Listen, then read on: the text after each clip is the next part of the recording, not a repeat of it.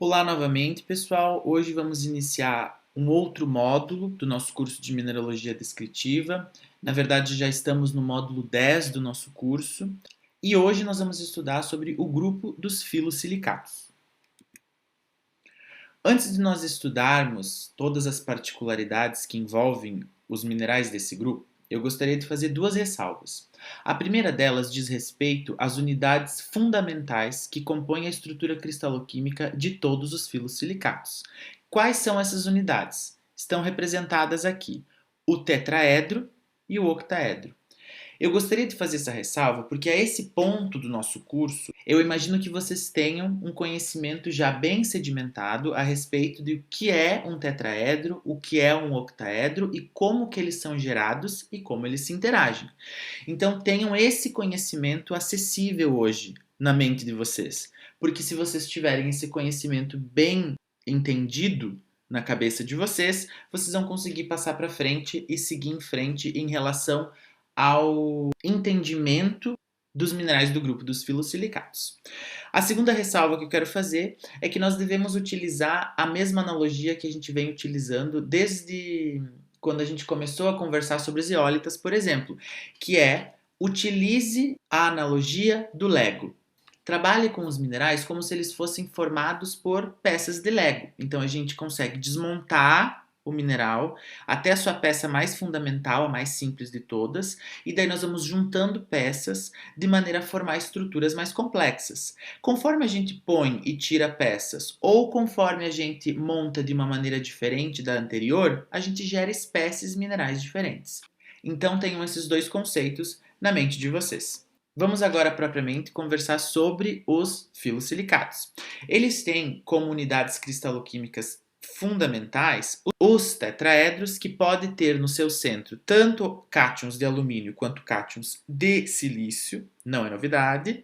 E nós temos também poliedros de coordenação octaédrica. Então aqui nós temos um cátion no centro desse octaedro que está coordenado com 6 oxigênios ao seu redor.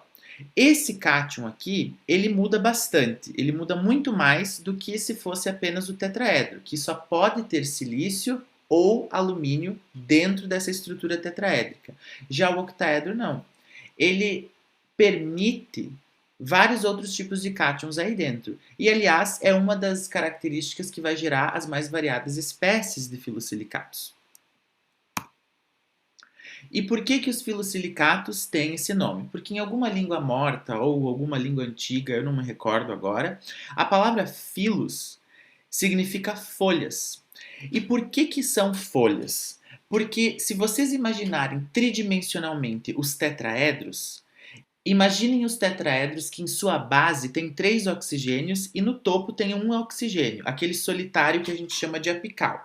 Se nós colocarmos todos eles dispostos como se fosse uma folha, eles vão gerar uma estrutura com simetria hexagonal e tridimensional que vai dividir todos os 3 oxigênios que estão na base dos tetraedros, um com o outro e assim subsequentemente, gerando tridimensionalmente uma folha. Claro que no plano XY, né? Isso acontece por causa desse compartilhamento dos oxigênios na base dos tetraedros, gerando uma razão de silício-oxigênio de 2:5. Por quê? Porque nós temos que a cada tetraedro os 3 oxigênios de sua base estão sendo divididos com os tetraedros vizinhos. Então é por isso que gera essa estrutura em folha. Nós vamos imaginar isso por enquanto e depois a gente vai observar isso num plano 2D. Não demorou muito, está aqui. Essa aqui é uma imagem que nos ajuda a observar como que a organização dos tetraedros se dá no grupo dos filosilicatos. Então a gente está trabalhando com a menor unidade possível, que é o tetraedro. Agora a gente está polimerizando eles de maneira a gerar uma folha. Essa é uma vista em planta. Esse círculo aqui está isolando apenas um tetraedro, mas se vocês imaginarem essa estrutura se polimerizando num plano XY, vocês vão ver que cada tetraedro divide de fato os seus 3 oxigênios da base com os outros tetraedros adjacentes. E isso tridimensionalmente gera uma folha, porque abaixo desse tetraedro não existe, até esse momento, pessoal, por enquanto não existe mais nada. E acima dessa folha de tetraedros, por enquanto, também não existe mais nada. Mas nós temos o oxigênio apical, que eu estou apontando aqui, e por enquanto ele está solitário no topo do tetraedro e não se liga a ninguém. Porque primeiro a gente está tentando entender como que funciona a polimerização dos tetraedros, de maneira a gerar essas folhas em um plano XY. Agora, a gente está olhando de outra maneira a mesma estrutura. Ao invés de olharmos de cima em planta, estamos tendo a visão longitudinal de como funciona a ligação dos tetraedros. O que foi feito aqui? Eu simplesmente inverti aquela folha de tetraedros, coloquei o oxigênio apical para baixo e vocês notem que eles estão se ligando com outras estruturas aqui embaixo, porque afinal de contas, para ter um mineral, a gente precisa atingir a neutralidade eletrônica e o oxigênio no topo dos tetraedros ainda está negativamente carregado. Então a gente tem o que? A presença de uma outra folha que vai se ligar com os oxigênios apicais dos tetraedros de maneira a atingir uma neutralidade eletrônica. Essa folha a gente classifica de folha octaédrica. Por que ela tem esse nome? Porque os cátions que estão no centro desse poliedro se coordenam com os oxigênios ao seu redor de maneira a formar uma estrutura que a gente chama de octaedro. Então ela é uma folha octaédrica. O que pode ter dentro dessa folha octaédrica? Pode ter bastante cátions diferentes. Por enquanto, a gente vai trabalhar com apenas dois, que são o alumínio ou o magnésio. Eles vão estar no centro desses octaedros, se coordenando com os oxigênios ao redor. E um dos oxigênios desse octaedro vai estar sendo dividido com o oxigênio apical do tetraedro. Então, na verdade, é o mesmo oxigênio que está sendo dividido entre uma estrutura tetraédrica e outra octaédrica. Por isso que existe essa junção de folhas, que nós continuamos a dividir oxigênios aí para formar uma estrutura tridimensional. Eu peço atenção num primeiro momento para vocês lembrarem que ou pode ser o alumínio, que é 3 mais, ou pode ser o magnésio, que é 2 mais. Então vejam que as cargas, o estado de oxidação varia. Por causa disso, uma série de outras coisas também vão variar, gerando espécies e grupos de minerais diferentes. Aí agora vocês vão me perguntar, tá, e o que acontece abaixo do tetraedro de silício, abaixo da base do tetraedro de silício? Não importa nesse momento se a gente tenha uma folha de tetraedros para uma folha de octaedros ou uma folha de octaedros para cada duas de tetraedros. O fato permanece o mesmo. O que acontece abaixo da base dos tetraedros? Na realidade, nós vamos ter outros cátions que vão estar fracamente ligados com a base desses tetraedros ou com a adjacência de um octaedro, caso não tenha outro plano tetraédrico. Então essas ligações elas são fracas. A gente chama de força de Van der Waals, que é a força eletrostática que une esses cátions aos poliedros que eu acabei de mencionar, tanto octaedros quanto tetraedros. Isso reflete na característica mais marcante dos filosilicatos, que é a clivagem muito perfeita, muito pronunciada, em uma direção, gerando folhas. Então daí vem o nome deles, filosilicatos. Nós podemos observar a nível atômico como a organização vai refletir um plano de fraqueza e podemos ver também em um mundo macroscópico, quando a gente observa aquelas clivagens extremamente bem pronunciadas e perfeitas que a gente consegue até tirar com a unha algumas folhas de biotita ou qualquer outro tipo de filosilicato. Nem todos, mas todos eles têm esse tipo de construção cristaloquímica. E a partir de agora nós vamos entender dois conceitos novos. O primeiro deles é o nome das folhas. Como a primeira folha aqui é composta exclusivamente por tetraedros, nós chamamos essa folha de T. Como a folha de baixo é exclusivamente composta por octaedros, a gente chama essa folha de folha O. Então, nós vamos ter organizações, nós vamos ter configurações diferentes de filosilicatos. Alguns que têm apenas uma folha T para uma folha O, ou seja, uma razão de 1 para 1, ou filosilicatos que têm duas folhas de tetraedros para cada folha de octaedro. Isso resulta em uma razão 2 para 1. E esse é o segundo conceito que eu gostaria que vocês levassem desse slide. Nós possuímos, no grupo dos filosilicatos, minerais do tipo 1 para 1 e minerais do tipo 2 para 1. Quando eu me refiro a essa classificação, o que é um mineral 1 para 1 ou um mineral 2 para 1? No grupo dos filosilicatos, é relacionado a essa razão entre folhas de tetraedro para folhas de octaedro. Então, essa é uma primeira classificação, é uma primeira subdivisão do grupo dos filosilicatos. Mas ela é uma classificação que leva em consideração exclusivamente características cristaloquímicas, no sentido de como os poliedros estão arranjados e ligados entre si. Em um primeiro momento, o que está dentro do octaedro não nos interessa. Apenas nos interessa quantas folhas octaédricas existem para cada folha tetraédrica, ou o contrário também vale. Então, num argilo mineral ou num filosilicato de maneira geral, quando dizemos que ele é do tipo 1 para 1, significa que a estrutura cristaloquímica dele tem uma folha tetraédrica para cada folha octaédrica. Essa estrutura ela se repete no espaço, gerando a estrutura tridimensional característica daquele mineral. Agora, se ele for do tipo 2 para 1, esse mineral tem em sua estrutura cristaloquímica duas folhas de tetraedros e no meio uma folha de octaedros. Então, na verdade, é como se fosse um sanduíche. O octaedro está no meio de duas folhas tetraédricas. Então, assim como nos minerais do tipo 1 para 1, aqueles do tipo 2 para 1 também têm essa estrutura aqui que tende a se repetir no espaço. E agora vocês vão me perguntar, o grupo dos filosilicatos tem vários minerais, várias espécies minerais. E assim como nos outros grupos de minerais silicáticos, se a estrutura cristaloquímica deles é muito semelhante, qual é a diferença entre eles? A diferença entre os filosilicatos vai resultar dos diferentes modos de empilhamentos daquelas folhas que a gente acabou de conversar. Ou seja, diferentes combinações de folhas T e O, ou diferentes combinações de folhas TOT. Outra coisa que vai gerar espécies diferentes, a natureza dos cátions que equilibram as cargas não satisfeitas. E a gente já vai ver quais cátions são esses.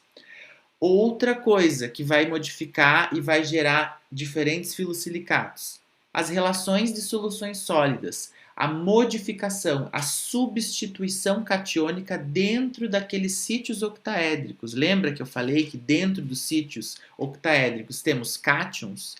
Vai depender de qual cátion nós temos lá dentro. Por causa das diferentes maneiras que a gente pode empilhar as folhas, substituir os cátions que estão dentro das folhas octaédricas, ou então substituir os cátions que se encontram entre a estrutura TO ou a estrutura TOT, a depender do filosilicato, nós temos vários grupos ou subgrupos de filosilicatos. Então, eles são divididos de acordo com a maneira que nós estamos vendo aqui no slide. Nós temos 9 grupos de filosilicatos, 9 subgrupos de filosilicatos, melhor dizendo. Eles se dividem em micas, cloritas, serpentinas, a pirofilita, o talco, o estilpinomelano, a prenita, a apofilita e o grupo dos argilominerais. Não existe nenhum juízo de hierarquia ou juízo de valor nessa divisão. Qualquer um deles é tão importante quanto o próximo ou o anterior. E o que vai diferenciar eles? São esses 3 itens que eu comentei com vocês. No caso das micas e das cloritas, por exemplo, você vai ter um modo de empilhamento até muito semelhante. Só que os cátions que equilibram as cargas podem variar, e variam muito. Isso vai gerar vários tipos de micas, vários tipos de cloritas. Então, os cátions que podem adentrar a estrutura TO ou TOT das micas e das cloritas são tantos que é literalmente uma caminhonada de cátions que você vai ter ali dentro que vão gerar espécies diferentes. No grupo das serpentinas, o modo de empilhamento é muito semelhante, as relações de troca de cátions que estão entre as camadas TO ou TOT são muito semelhantes também. O que vai diferenciar são as relações de soluções sólidas. Dentro do octaedro de um tipo específico de serpentina, nós temos o magnésio. Outro tipo de mineral do grupo da serpentina teria o ferro, e assim por diante. A pirofilita não é um grupo, ela é apenas um mineral do grupo dos filosilicatos que possui no seu octaedro alumínio. Então a pirofilita é um dos filosilicatos mais aluminosos que nós temos. O talco não é um grupo também, ele é apenas um mineral que tem um específico empilhamento, cátions que equilibram a carga e no caso é o magnésio. O estilpinomelano também é um mineral só, que tem uma composição rica em ferro, magnésio e potássio. Prehnita, a mesma coisa. Apofilita, a mesma coisa. Já os argilominerais, assim como as serpentinas, cloritas e micas, são um grupo que engloba vários tipos de minerais diferentes. E esse grupo faz parte de um grupo maior, que é o dos filosilicatos. Isso significa que todos os argilominerais, todas as micas, todas as cloritas, serpentinas e os outros minerais aqui elencados possuem as estruturas unitárias fundamentais iguais. Tetraedros se polimerizando, gerando folhas, octaedros se juntando e dividindo oxigênios, formando folhas também. Essas folhas vão se juntar em camadas do tipo TO ou camadas do tipo TOT, e a variar o modo de empilhamento, natureza dos cátions que estão entre as camadas e as relações de soluções sólidas, o que quer dizer basicamente qual tipo de cátion que está dentro do octaedro, você vai ter os mais variados minerais do grupo dos filosilicatos. Então, por isso que os argilominerais, eles são muito diferentes, muito versáteis e literalmente existe uma caminhonada de argilominerais diferentes. Então, já comecem a pensar de maneira sistemática. Primeiro, como que as camadas estão organizadas? São camadas do tipo TO, 1 para 1, ou camadas do tipo TOT, 2 para 1? Qual é o cátion que está dentro do octaedro? É um cátion divalente ou trivalente? Porque isso é importante. As camadas que são geradas devido às combinações de folhas TO ou TOT, entre essas camadas, que tipo de cátion vai estar ali dentro? Porque o nosso objetivo final é gerar um material cristalino que seja eletronicamente neutro. Essa é a definição de mineral, na verdade. A depender dos cátions, teremos espécies de filosilicatos diferentes.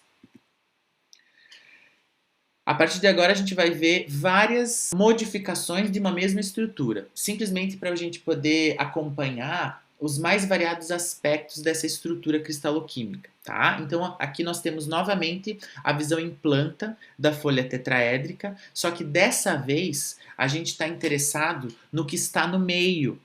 Se vocês observarem, as folhas tetraédricas, elas geram espaços entre os tetraedros, né? Porque os tetraedros vão dividindo, né, os seus oxigênios basais, gerando essas folhas, mas o fato é, devido à configuração tetraédrica dessas folhas, existe um espaço entre os tetraedros.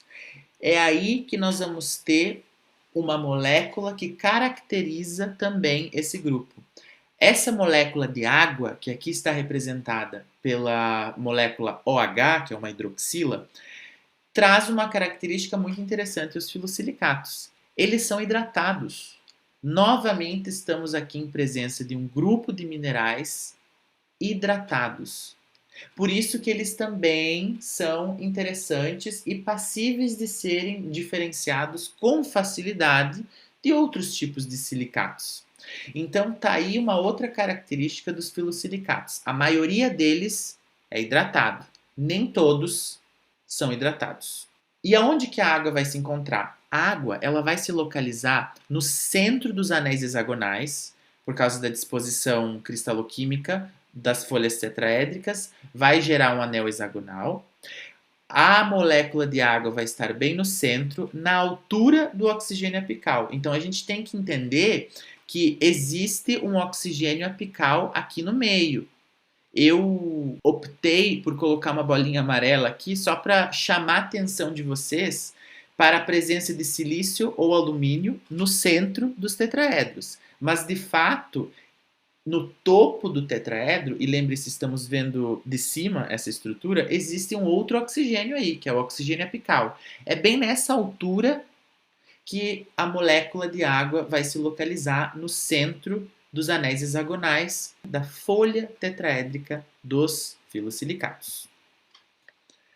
Aqui, uma outra maneira de ver a mesma coisa. Onde está a água? Então, o que a gente está observando nessa imagem? Aqui de cara a gente reconhece um tetraedro de silício. Olha que interessante. Nós temos os oxigênios que estão ligados com um átomo, ou melhor dizendo, um cátion de silício. Eles estão de cabeça para baixo e essa molécula de cor castanho aqui representa a água, representa a hidroxila, que fica exatamente aonde? Na altura dos oxigênios apicais dos tetraedros. E essas moléculas maiores, essas esferas maiores aqui, o que é? São os cátions que estão coordenados no sítio octaédrico. Então, nesse momento, a gente não precisa saber quais são, a gente só precisa identificar, como se fosse um Lego, quais são as subpartes que compõem essa imagem que a gente está vendo.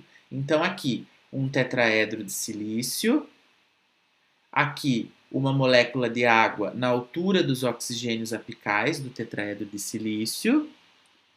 Nós temos uma folha octaédrica aqui no meio, não sabemos qual é o cátion que está aí, mas a gente sabe que é uma folha octaédrica.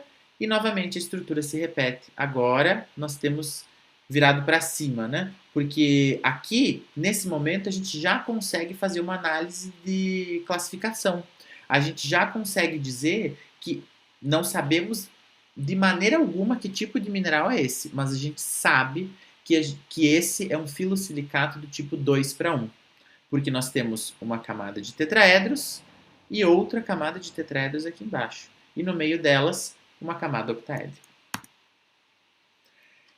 Agora a gente vai falar um pouco sobre a estrutura cristalográfica dos filosilicatos. A grande maioria dos filosilicatos se cristaliza no sistema monoclínico. E agora a gente vai lembrar lá das aulas de mineralogia geral o que é um sistema monoclínico. Então, num sistema monoclínico, nós temos que os três eixos são diferentes em tamanho e comprimento, no caso. O ângulo entre os eixos, dois deles é igual a 90 graus e um já é diferente de 90 graus. Essa é a definição de um sistema monoclínico. Aqui está um plano cartesiano para vocês se localizarem os três eixos, que são diferentes entre si. E qual é o ângulo que é diferente de 90? O ângulo entre o eixo cristalográfico C e o eixo cristalográfico A. Esse ângulo é diferente de 90 graus. Isso gera um sistema monoclínico. E aqui é talvez a imagem mais importante da videoaula de hoje, porque isso vai gerar a estrutura cristaloquímica dos filosilicatos. É por isso que muitas vezes a gente vê essa face aqui, ó, que está com a nomenclatura de 001. É paralela a essa face que nós temos aquela clivagem perfeita e pronunciada dos filosilicatos. Então, essa face aqui, muitas vezes, se repete até mesmo em lâmina, até mesmo macroscopicamente, porque ela está, na verdade, refletindo também a estrutura cristaloquímica e cristalográfica do mineral. Então, vamos lá. Dois tipos de folhas diferentes, folhas tetraédricas e folhas octaédricas. As folhas se unem formando estruturas repetidas. Essas folhas podem se unir de maneira a gerar uma estrutura 1:1, apenas uma folha de cada, ou uma estrutura 2:1, duas folhas tetraédricas para cada folha octaédrica.